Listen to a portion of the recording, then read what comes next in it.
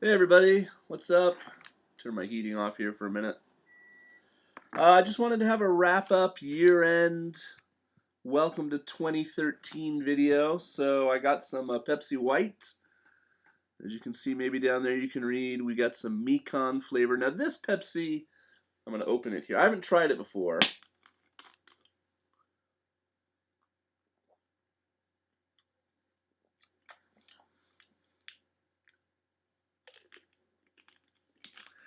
This one comes back.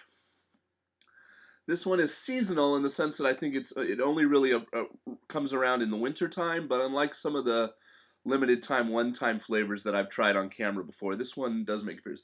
Actually, it's not so bad. It's not so bad. Yeah, I shouldn't have had such a bad reaction. That's not so bad. So I'm cracking that open. It's almost 10 o'clock here. I'm watching Kohyoku. I forget how to say it. It's this red and white ball. If you've ever been in Japan around New Year's, you've maybe heard of it. It's a very, very famous program. It's kind of like the American Music Awards and the Grammys and Dick Clark's New Year's Rockin' Eve and like everything all rolled into one, where teams of singers basically come out and they sing old songs. Here, I'll turn my camera around. I should have just had this in the background. Can you see there? Yeah, okay. My TV. So this is some older lady now singing a more traditional song, but they also have like, oh, my computer just hates me right now. So they have, Arashi is one of the big hosts, the very, very cute woman who's an actress is the red host, and they come out and sing songs, and Yui was just on. Some of the people I recognize, one of the guys from SMAP was just on. Some of the bands I have no idea who they are.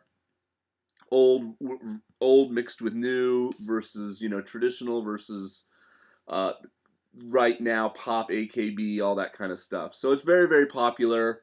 Oddly enough, it doesn't play until midnight. It's on until about 11 or 11:30, and then it goes off, and they have some other kind of NHK countdown. But it's on the main NHK channel, and it's very, very. Most people, if you're home, I guess, on New Year's Eve, watch it. I don't know that New Year's Eve is a big party night in Japan like it is in say, America. Because New Year's Day, of course, is more of a Thanksgiving, if you're an American type of day, where you spend it with your family, you eat special food. A lot of time you do Hatsumode, which is your first shrine visit of the new year. Izumo Taisha, I used to live near a very, very famous shrine when I was in ALT, gets hundreds of thousands, literally like 300,000 people or something visit Izumo Taisha in January 1st, 2nd, and 3rd or something.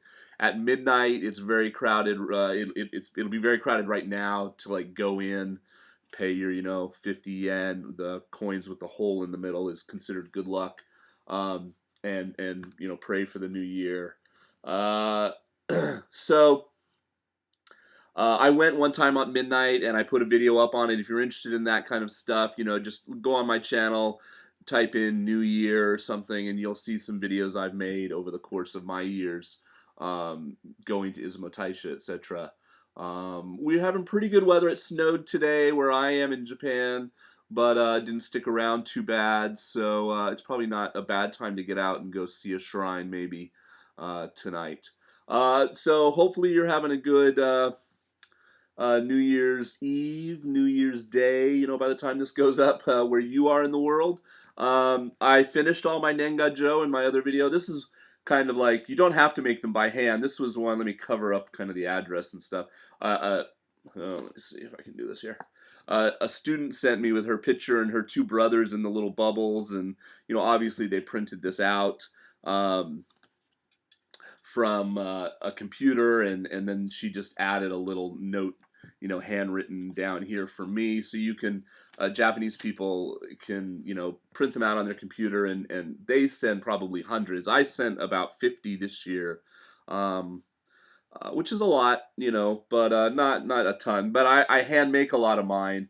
I did buy some, like I was showing in the other video. You can just buy them, and then I write a message in here, and on the back they have like these lottery type numbers. You can win stuff, and these are pre-stamped. Right here is the 50 yen stamp that it takes with the kind of typical uh, what's that called? Kadomatsu, the kind of New Year's decoration that people put outside their businesses and homes for January 1st and the first week of January. And anyway, so I have a few of these left just in case people send me a card and I didn't send them one. So I keep a few. But you can get stickers. This year is the year of the snake. So this is kind of a stamp that I use to make mine. This one I can reuse every year. That says, can you read that? If you're studying Japanese, that's Happy New Year basically in Japanese. Akemashite o me de to gozaimasu. But like this one, obviously, I could really only use this one time this year because there'll be a new animal next year. You know, I had this one, 2013, obviously good one time only. And I forget what the animal was last year. Somebody leave a comment and tell me. 2 years ago it was the rabbit, because I still have my bunny stamp. But last year I didn't make a lot of Nengajo, and I have this kind of bunny and Snoopy thing from 2011. But from 2012 I just don't see any stuff in my kit here. So anyway, what else was I going to say? Oh, if you want a Nengajo, I'm happy to send you one. I will send 2 people, in fact. I will send 2 people a Nengajo, all the way from Japan, something cool and Japan looking, or maybe I'll make you one. If you want a Nengajo, wait to the very end of the video in about 2 or 3 more minutes. Leave a comment with the number that I'm going to tell you about, and I will just draw 2 names at random and PM you, get your address anywhere in the world, and I will send you a Nengajo in the first week of January, and you'll get it sometime in mid-January, hopefully. Oh, Lord. So let me turn around again. So here's Arashi. Oh, Lord. Is my camera? So they're doing some kind of very colorful thing.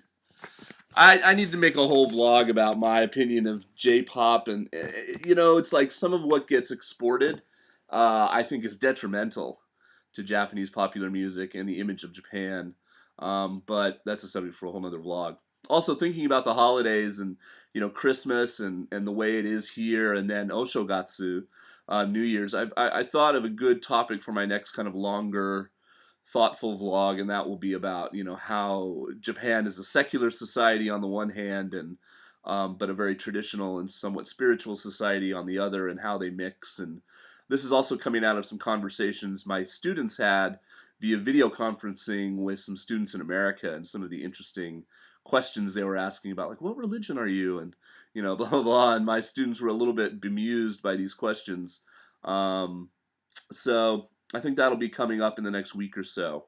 All right, so the number that you have to leave if you want to join in the conversation, the contest rather, is there's this thing now. If you go onto your main YouTube page, you have your YouTube account. It's called Watch History, and it's over on the kind of left side nav bar, you click on Watch History, and then it gives you all the videos that you've watched recently. And up at the top, it has a number in parentheses, and mine is 3,298, so almost 3,300. And I'm assuming that's how many videos I've ever watched on YouTube from when I joined in 2006. And, you know, if you do the math, that sounds about right. I think that's like 10 videos a week, if you averaged it out, you know. That sounds about right. So, how many videos have you watched in your lifetime as a person on YouTube? Put that number. I've watched nantoka, so many videos, and I'll know you want to be in on the contest, and I will send you an Nengajo. Happy holidays, Happy New Year, Happy 2013. I hope it's going to be a good year for you. And thank you so much for your continued support of the channel, watching the videos, leaving comments, sending me feedback, etc. And I hope to have some more good videos for you in 2013. Okay, see you.